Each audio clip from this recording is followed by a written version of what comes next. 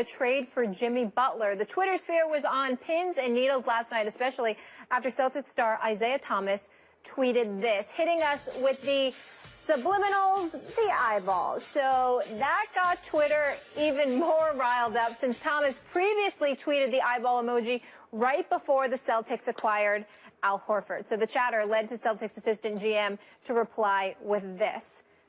Life in 2017. A player randomly tweets eyeballs emoji and roughly 20 reporters instantly text or call you demanding to know when the trade is happening. Laugh out loud. Yes, this is the world we are living in. Max Kellerman, do the Celtics need to get Butler? If the price is right, they'd be foolish not to, I think. And the price is right means I wouldn't include Crowder in a deal, who I like a lot. Defensively, especially his versatility, multiple positions, able to switch, all these kind of things that you want from that Swiss Army knife style, you know, can do whatever you need him to do, wing/power forward nowadays type player. I like Crowder a lot. I wouldn't include him. Celtics have a bunch of draft picks. Maybe don't give him your best one, but if you're talking about a first-round pick, a reasonable something, Avery Bradley, some other stuff, something like that, you'd have to say yes. I wonder if the Boogie Cousins deal didn't depress the trade market in the sense that maybe you don't have to give up quite as much to get a player who people know really isn't happy where they are.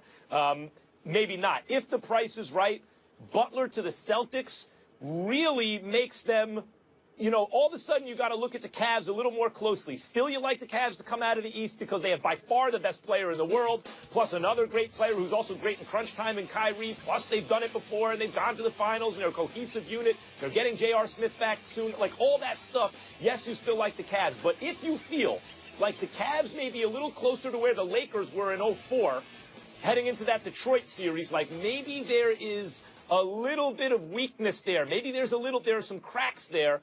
Then the Celtics add Jimmy Butler without taking away a guy like Crowder. They take away an injured player like Bradley. All of a sudden you go, yeah, the Cavs should still win, but whoa, you got to watch Boston. Were I would pull the trigger on that deal, obviously, if the price were right. I disagree. I don't think they need Jimmy Butler, and I got a lot of love for Jimmy Butler. I think he's a rising star in this game and worthy of being an all-star. But I don't think that this is the ideal fit because the Boston Celtics are already 37-20.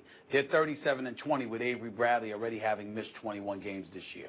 When I look at it from that perspective, I think a guy like Carmelo Anthony, Boston was third on his list behind Cleveland and the Clippers as his preferential destination. I think that's the kind of guy that you need. You need somebody that you can give the ball to and say, take me there when times get rough and everything breaks down. That's what I view it. And considering the fact that Isaiah Thomas, an MVP candidate, is your leading threat in the fourth quarter, having him and Melo as offensive individuals on the floor, I think is more potent. I think Melo's jump shot is more reliable than a Jimmy Butler.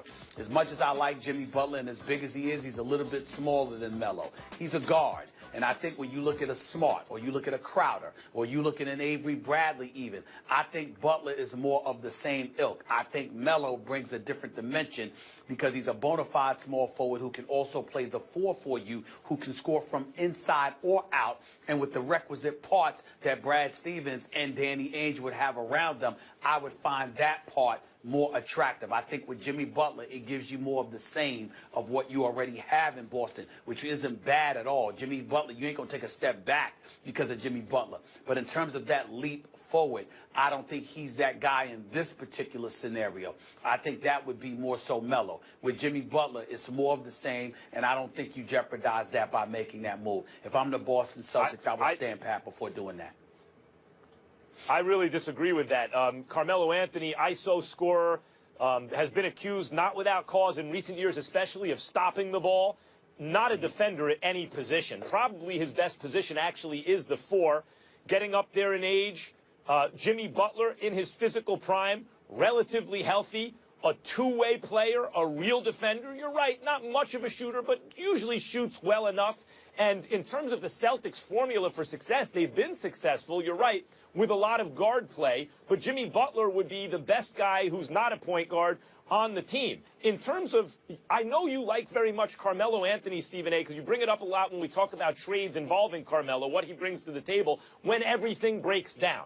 but they already have that guy in Isaiah Thomas. He's the best fourth quarter scorer in the NBA, which is one of the leading things on his resume that says maybe he actually is in the MVP conversation. You've brought that up, as have I.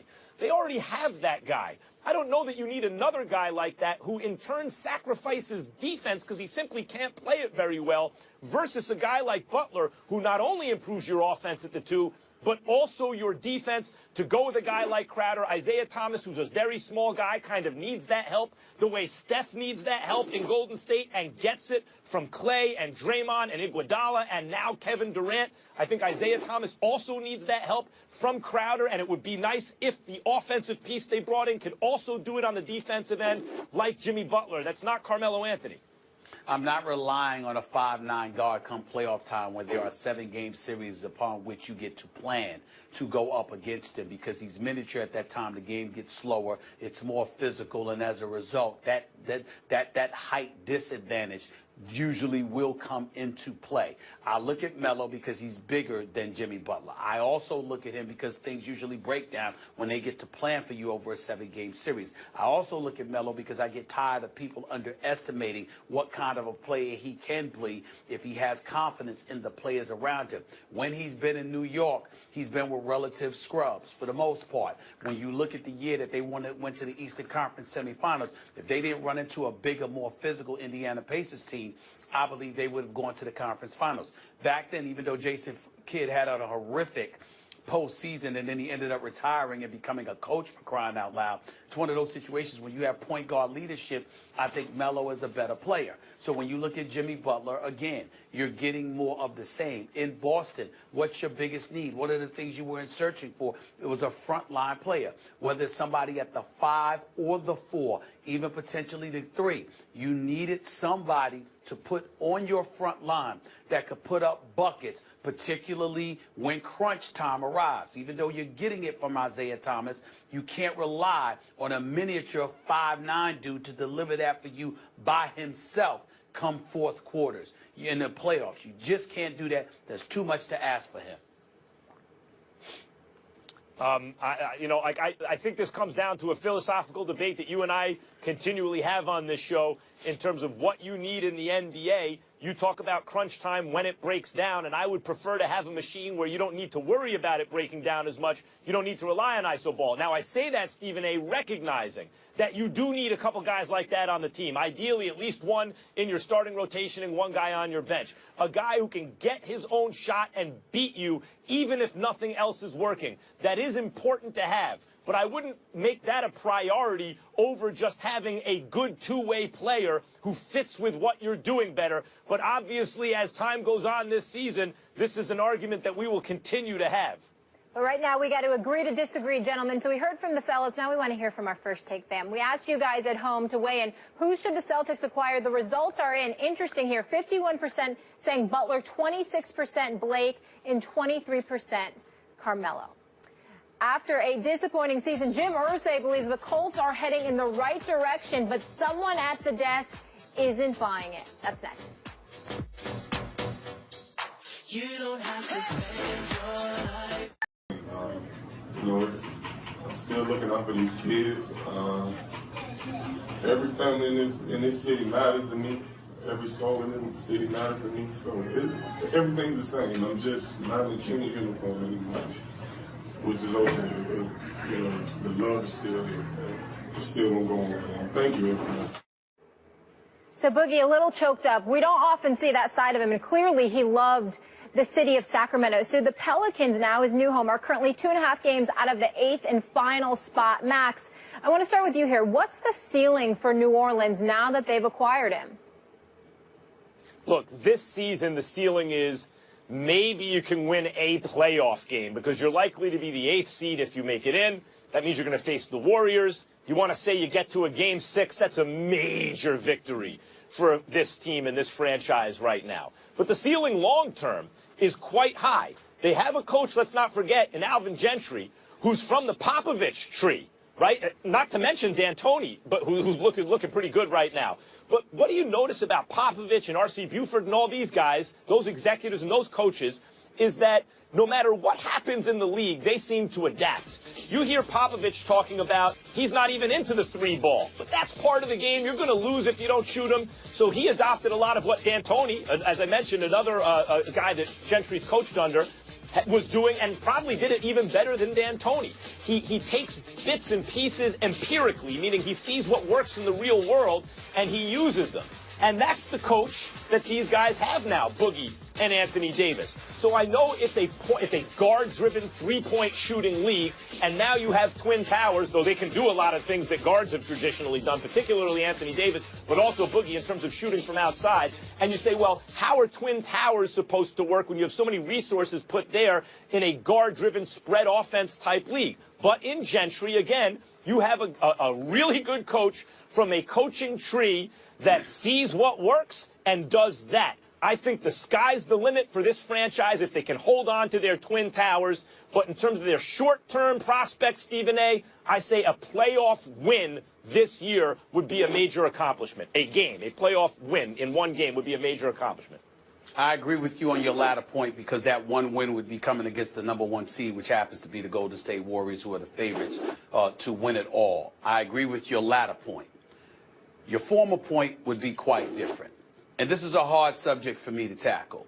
But it's first take. It's what we do, and I ain't running from anything.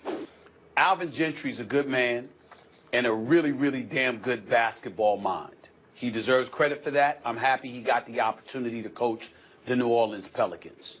But I want to put for the record on here, he has to be watched. Alvin Gentry has coached in the NBA. He's been a head coach 14 seasons.